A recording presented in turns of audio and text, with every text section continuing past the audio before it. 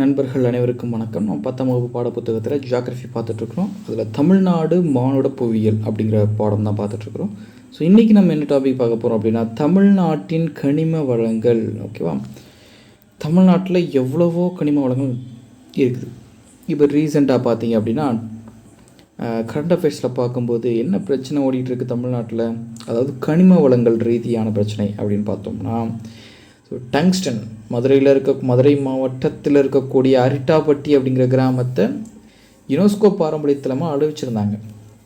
ஆனாலும் அதை மத்திய அரசு இப்போ என்ன பண்ணுறாங்க அப்படின்னா, அங்கே டங்ஸ்டன் எடுக்கணும்னு சொல்லிட்டு என்ன பண்ணுறாங்க, டங்ஸ்டன்னா என்னது, அது நம்ம பல்பெல்லாம் எரியுது பார்த்திங்களா. ஸோ அதுக்கு முக்கியமான தேவையே அந்த டங்ஸ்டன் தான். டங்ஸ்டன் இருந்தால் மட்டும்தான் அது எரியவே செய்யுமே. சரியா?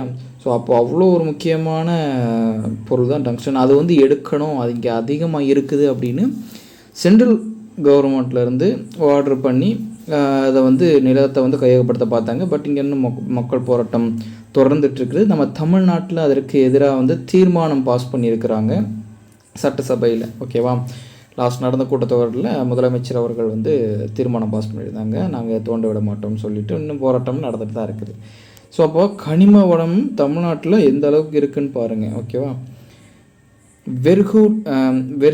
வெர்மிகுலைட், மேக்னடைட், டுனைட், ரூட்டைல், செம்மணிக்கல், மாலிப்டினம் அதாவது மாலிப்டினம்னு சொல்லுவாங்க இதை, மற்றும் இல்மனைட் ஆகிய வளங்களின் தமிழ்நாடு முன்னணி உற்பத்தியாளராக உள்ளது. அப்போது முன்னணி உற்பத்தி அப்படிங்கிறது ரொம்ப முக்கியமானது, நம்ம பார்க்கணும். சரியா? அது எதில் இருக்குது அப்படின்னு பார்த்தோம்னா, ஸோ இதெல்லாம் ரொம்ப ரொம்ப முக்கியமானது. மேக்னடைட், டுனைட், ரூட்டைல், செம்மணிக்கல், மாலிப்டினம் இதெல்லாமே. ஸோ நெக்ஸ்ட்டு பாருங்கள், நெய்வேலி மிகப்பெரிய பழுப்பு நிலக்கரி வளங்களை கொண்டுள்ளது.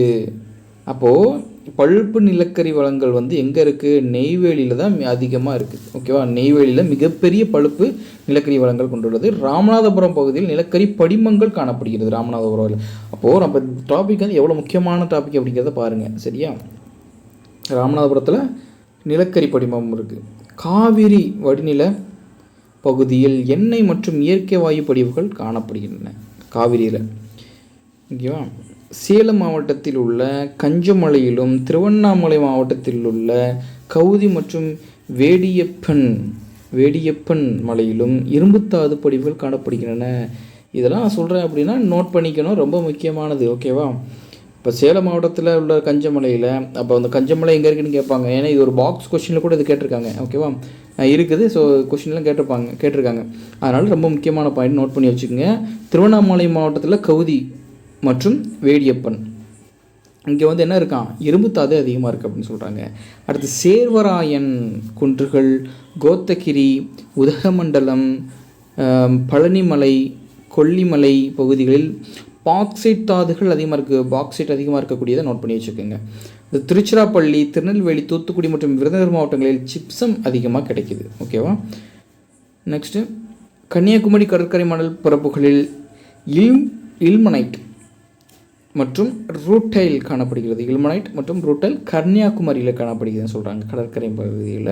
அடுத்து கோயம்புத்தூர், கடலூர், திண்டுக்கல், காஞ்சிபுரம், கரூர், மதுரை, நாகப்பட்டினம், நாமக்கல், பெரம்பலூர், ராமநாதபுரம், சேலம் மற்றும் திருவள்ளூர் மாவட்டங்களில் சுண்ணாம்புக்கள் அதிகமாக காணப்படுகிறது.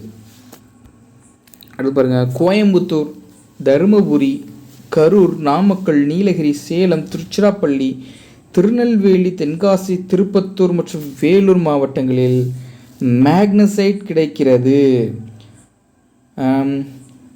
பெல்ட்ஸ்பார்க் படிகக்கல், தாமிரம் மற்றும் காரியம் ஆகியவை மாநிலத்தின் சில பகுதிகளில் காணப்படுகின்றன.